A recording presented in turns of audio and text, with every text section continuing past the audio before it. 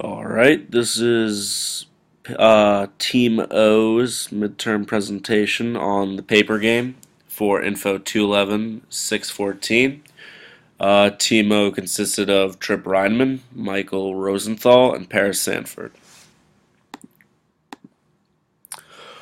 The topics that we are going to be covering in this presentation, we're going to be talking about Team O and what our process flow was, kind of what we did in each round. We're going to talk about our strategy, what we decided to do, what our plan was as far as selling squares of paper, as far as buying sheets of paper, and how we adapted to the changes in rules. We're also going to be talking about Team O's, about our individual roles, the roles that each of our group members took on and performed. We are going to be talking about the market, the changes in prices. We're also going to be talking about the rules that were put into place that kind of made the game a little bit more challenging. And then finally, we're going to give an explanation of our spreadsheet and kind of what that's all about. So first, the next slide is a picture of Group O's process flowchart. Here it is.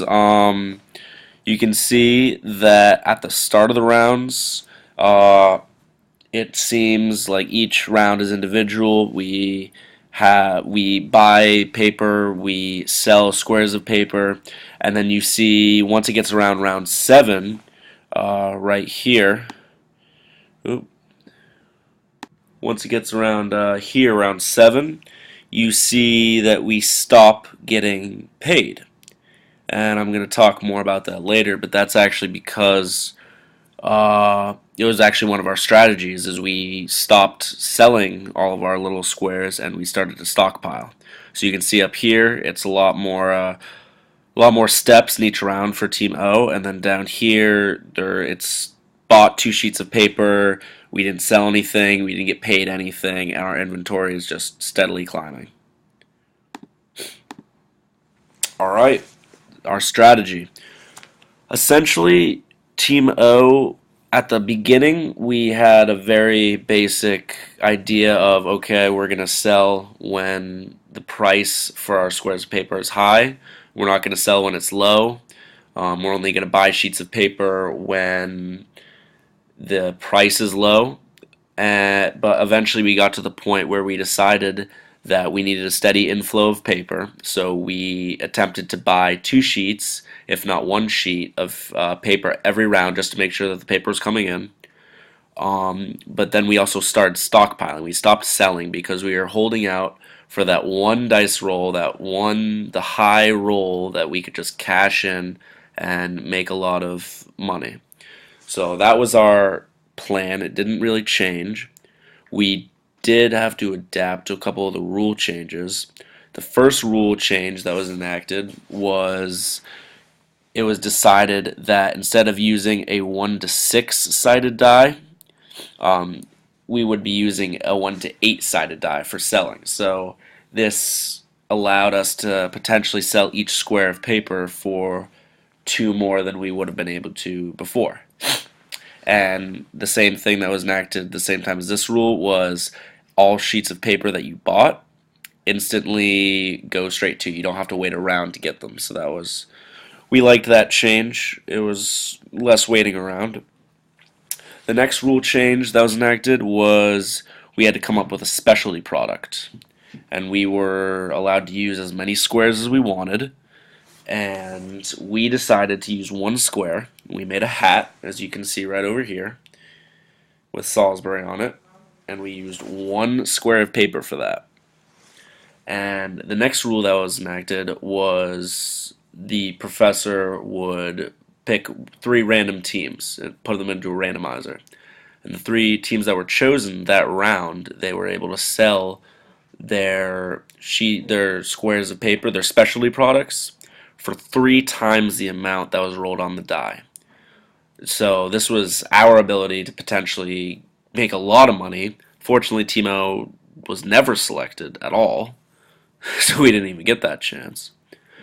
And then the final and last rule was the professor's son chose his three favorite products, and the owners of those products were able to sell their specialty products for 5 times the selling price.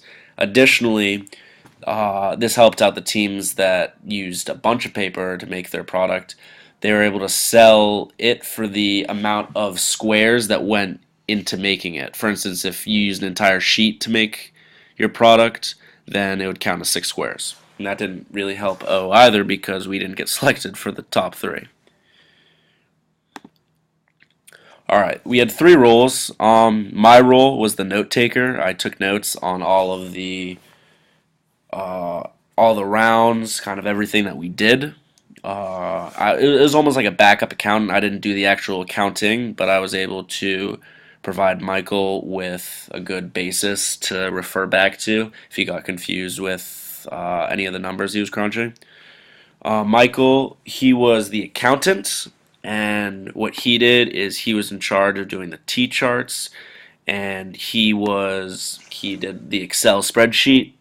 He was able to keep track of a lot of the numbers, a lot of our accounts payable, accounts receivable, inventory, sort of all the numbers he kept track of.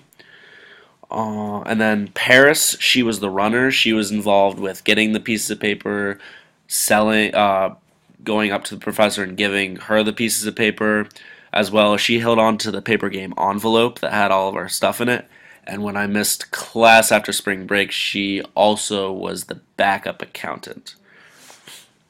And I believe we all performed pretty well at our roles. Um, we performed the roles that we were assigned well. I think we had good communication. All right. And now I kind of already talked about this. This is just um, more recap on the rule changes.